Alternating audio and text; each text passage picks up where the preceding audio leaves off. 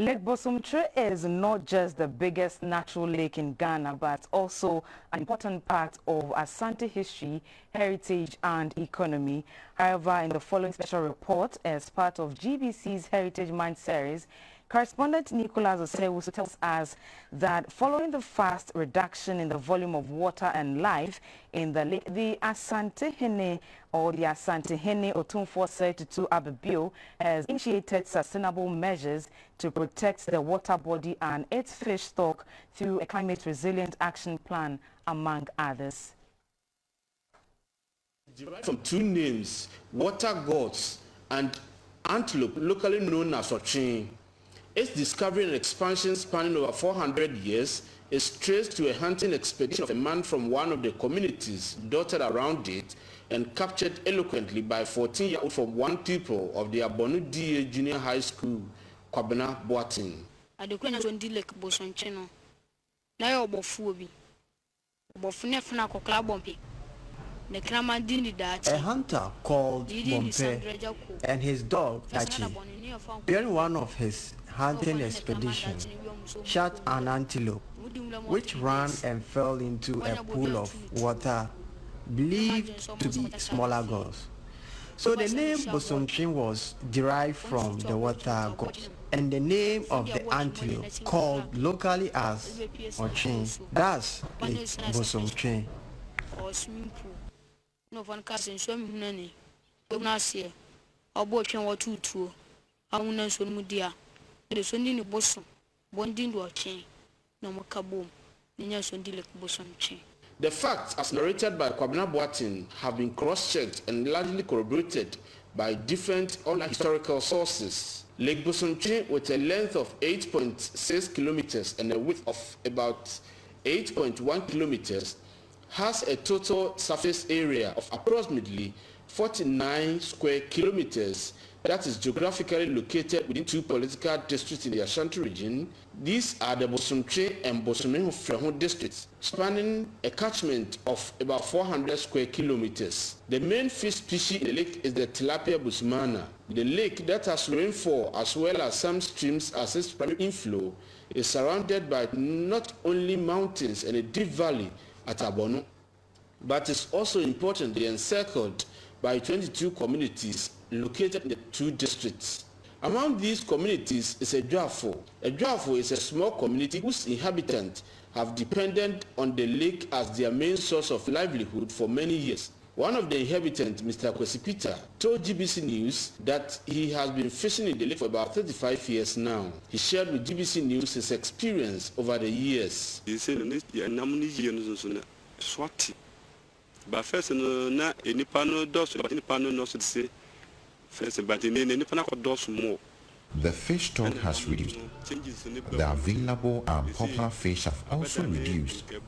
It could be due to increasing population of fishes. What we get now, even in small quantities, are the black seal fishes and the tilapia species.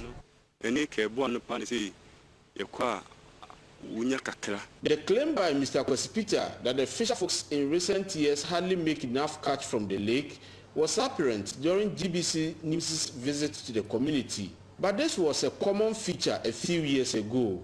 And it's not peculiar to Dwafo, but widespread among the 21 other communities surrounding the lake. Population increase has also been experienced in these catchment communities over the years, just as it is at Dwafo. Inhabitants around the lake have turned to other forms of economic activities, particularly crop farming. Illegal gold mining by people has also been reported in some of these communities. The people involved in these economic ventures are indulging in all forms of activities, including chemical applications, among other unfriendly environmental practices in the pursuit of their livelihood. This is what has badly exposed the biggest natural lake in Ghana to the vagaries of the weather. Openyi Kwabena Danso is the vice chairman of the Community Resources Management Areas, CREMA, a volunteer group at Dwafo. He told GBC News that CREMA, formed at Dwafo and replicated in the other communities, has identified the negative impact the community activities have on the sustenance of the lake and the steps being taken to stop same. The volume of water in the lake is fast reducing due to deforestation along it. The problem will be resolved if more trees in its catchment. Besides the tourism and other economic importance, the lake serves the people around it. Historically and traditionally, it belongs to the Asantehene, in whose trust the chief of Asaman in particular and the other traditional leaders in the catchment communities hold it. It is also told that the spirits of all the dead in Asanteman first go to the lake to bid farewell to the air goddess before descending into the ancestral world.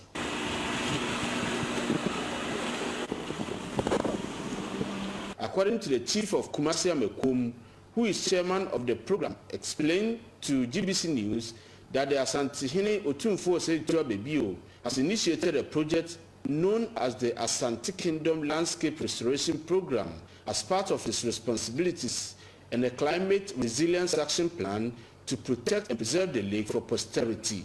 Asantehene happens to be the custodian of all the properties, everything, land, water in Asante Kingdom. It is, I would say that it is one of the properties that were bequeathed to him when he ascended the stool.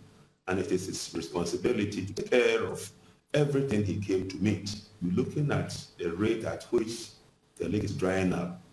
And the fear is that if we are not conscious and we don't take a decision to restore it from today, the fear is that it might dry it up completely and we lose one of our most important tourist areas. The plan is to plant 3 million trees of different species within a 100-meter buffer around the lake. Since implementation of the Asante Kingdom Landscape Restoration Program in 2019, about 315,000 of these plants of various species have been planted along the lake. These species include framon, teak, bamboo, and reed grass, which creates a haven for the fish to spawn or breed.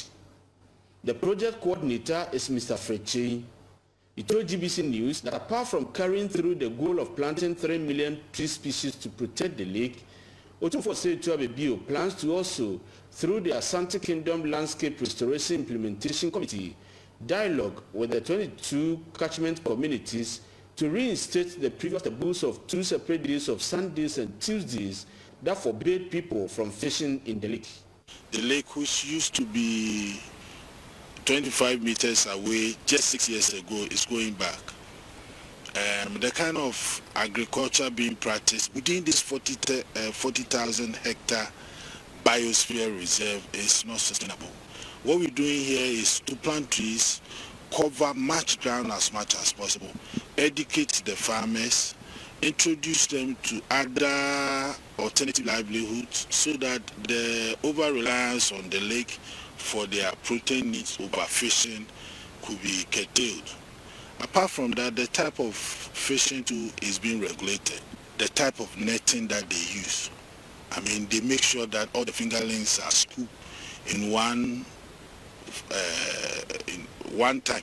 We're planting bamboos, as you see here. The bamboos are at the end of each water tunnel, so that the rain will gush in from the hill, but when they get there, the bamboo will just help with the siltation, so that we can get clear water entering the lake.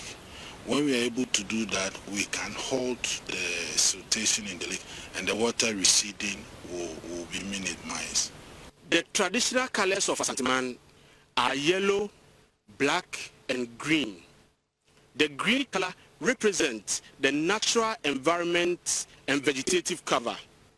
So it has come as no surprise that the overlord of Asanteman, the Asantehene, and the 16th occupant of the golden stool, Otumfuo Osei Tutu II, has made it a cardinal principle to ensure that the natural environment, including Lake Bosomtwe, are well protected against destruction, whether by man-made activities or natural occurrences, so that children of today and those yet unborn will still come and witness it and leave it still behind for more others to also come and see it. So anytime you find yourself anywhere around the lake, do well to also do your part and to protect and preserve this largest natural lake in Ghana.